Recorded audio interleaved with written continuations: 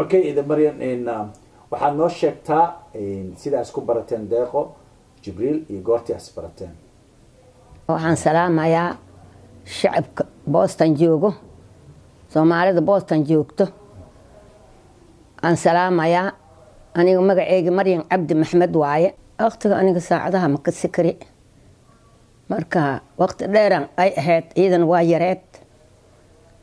waqtigii oo adiga qaxootiga la keeni jiray idanka taariikhda taqaaniin waxaan ku leeyahay anigoo meel kareen kaliir ah liigu qaabilay oo ka soo guuray oo inta imaaday waxaan ku leeyahay 3 bilood wax waraaqihii xagga ka soo dhac meel ay ku dhaceen la waayay waxaan ku leeyahay ka bacdi aan IIBB anigoo waxaan ku leeyahay Shariifko joogno ay noo timid ama galab markaas ayna salaanti gabar yarna waa ahayd markaas Shariifkii u sheegay markaas waxay tiri ka bacdi sabax ana idin turjubaan iyadana meesha man dhadanay kala heedo waa untimid ma ka shaqeynaynin waa noo turjubaanti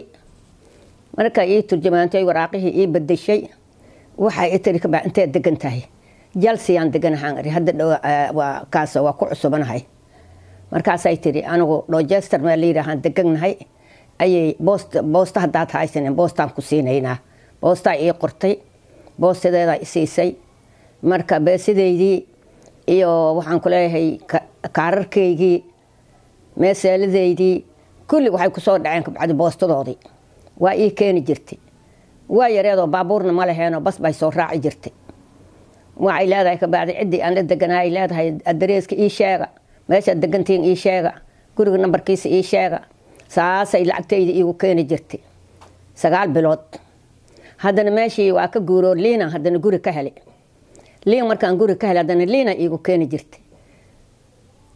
marka anugtaan saasaan isku baranay waa gabar fiican waa u duceeyay aniga iyo dariskayga waa u duceeyay barigaas haddana waa u duceynayaa wixii Soomaali waxaan ka codsanayaa inay ma aragtay gabartaan gacan siiyaan oo garab la siiyo gargaarka adduunka la way caaqarnin bacmalkiisa waay marka waxaan rabaa waa idin duceynaa inuu deeqo waa duceysan tahay waa inuu garab siisaan oo gacal u naqataan aan jecelahay aniga haloo codeeyo deeqo Jibriil haloo codeeyo waana idin duceynaya aniga horeyna waa idin kugu duceeyay shacabka Soomaali oo Boston joogo waa isjecelihiin gobolada kale horta gobolkeena ka fiican isku weyrixow isu duugow isku garab qabasho aad ba Boston looga amaanay oo anaa bi garab qabteen oo waa ogahay inuu loo codeeyaan rabaa gabartaan inuu loo codeeyo garab la siiyo